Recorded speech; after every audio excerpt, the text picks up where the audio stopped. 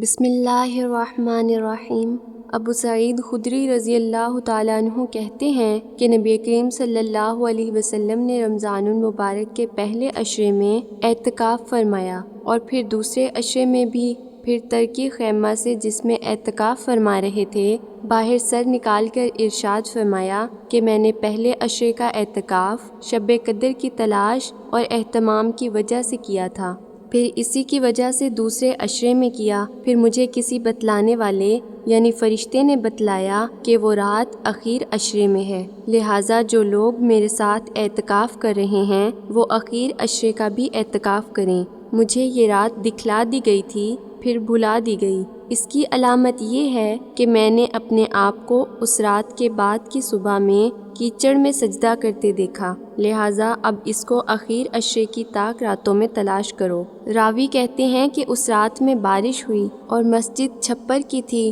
وہ ٹپکی اور میں نے اپنی آنکھوں سے نبی کریم صلی اللہ علیہ وسلم کی پیشانی پر کیچڑ کا اثر 21 کی صبح کو دیکھا۔ نبی کریم صلی اللہ علیہ وسلم کا ارشاد ہے کہ معتکف گناہوں سے محفوظ رہتا ہے اور اس کے لیے نیکیاں اتنی ہی لکھی جاتی ہیں جتنی کہ کرنے والے کے لیے۔ اسی طرح حضرت ابن عباس رضی اللہ تعالیٰ عنہ ایک مرتبہ مسجد نبوی میں معتکف تھے، آپ کے پاس ایک شخص آیا اور سلام کر کے چپ چاپ بیٹھ گیا۔ حضرت ابن عباس رضی اللہ تعالیٰ عنہ نے اس سے فرمایا کہ میں تمہیں غمزدہ اور پریشان دیکھ رہا ہوں، کیا بات ہے؟ اس نے کہا، اے رسول اللہ کے چچے کے بیٹے، میں بے شک پریشان ہوں کہ فلاں کا مجھ پر حق ہے، اور نبی کریم صلی اللہ علیہ وسلم کی قبر اطہر کی طرف اشارہ کر کے کہا کہ اس قبر والے کی عزت کی قسم میں اس حق کے ادا کرنے پر قادر نہیں۔ حضرت ابن عباس رضی اللہ تعالیٰ عنہ نے فرمایا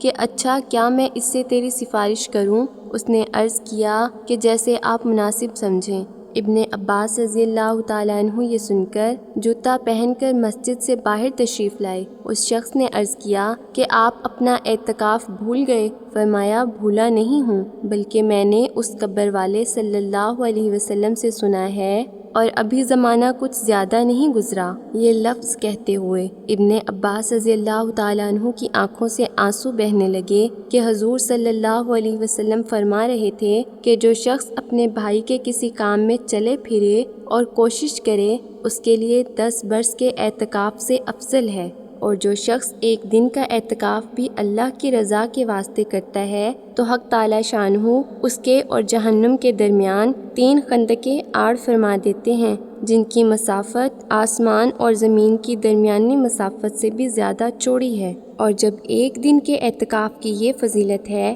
تو 10 برس کے اعتکاف کی کیا کچھ مقدار ہوگی۔